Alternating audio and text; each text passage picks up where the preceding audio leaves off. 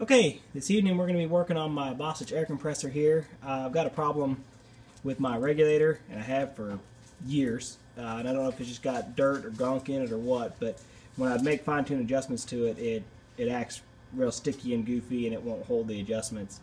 So I pretty much got in the habit of running this thing just with the regulator all the way in, and then if I'm using like a paint sprayer, I adjust it, at the sprayer, and if I'm using a nail gun, well, I just run that nail gun too hard. So anyway, we're going to tear all this apart tonight and swap out our regulator piece in here. I've got to get all this housing and everything off, swap this out, and get a new one put in.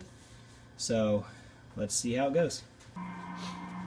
Okay, so now I got it all taken apart, and this was no easy task. Bostich definitely made this cover on here very difficult to get off.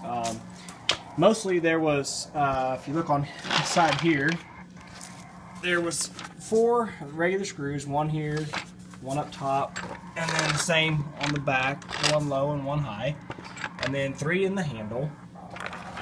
And then you had to take off, this is the little cover plate that sits on there. There's 4 screws you had to take out of there. It just sits over your dials, makes them look pretty.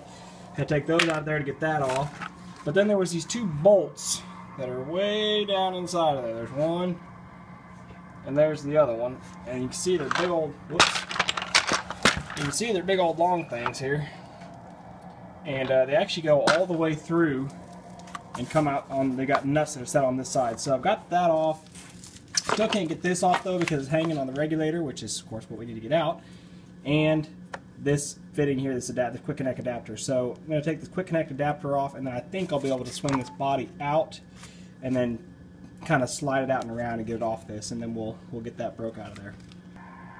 Okay, so that worked exactly as I thought.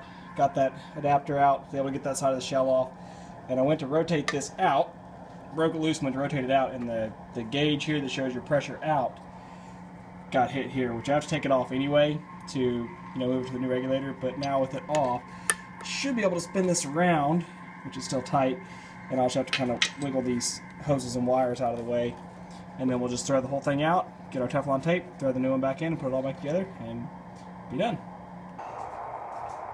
Okay, so the saga continues. I wasn't able to just twist it off. I actually had to break this loose off the main tank because as I started to rotate it around, the regulator hits this metal frame and you can't twist it on around. So got it broke loose, and this sucker was tight, but got it broke loose, and then was able to break this loose, which this was also ridiculously tight. And then was luckily once everything was broke, so I had the backup, basically used it, thread it together as backup, got it broke loose, and then took this all the way off so I could hold it in my hand, thread the regulator all the way out. So now we're just going to get some pipe dope and slap it on the thread. Let me see if I can find my new regulator. Oh, there's my new regulator. Looks pretty. Here's the old regulator. Looks gunky and crappy. So the reason I'm swapping this out was because it seemed like no matter how I would make adjustments on my regulator, and it just wouldn't hold. It would tweak it a little bit, and it'd crank all the way to full blast, crank it down a little bit, and it'd bleed off and wouldn't hold pressure. So hopefully a new regulator will solve that, and we'll have stable pressure. So let's get her snapped back together.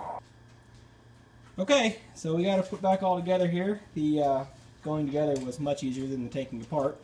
Haven't put my little shield back on, but that's because I felt like if there was one thing I could save without worrying about it, I can put that on here in just a minute. But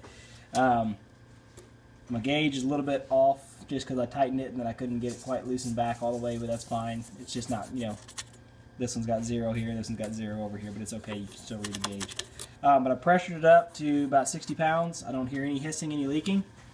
So now if we look at our regulator down here, I can thread it in, jumps right up like it's supposed to, right up to 60 pounds, which is where the other gauge is at. And if you listen, when I thread it out, you'll actually hear it hiss and bleed off.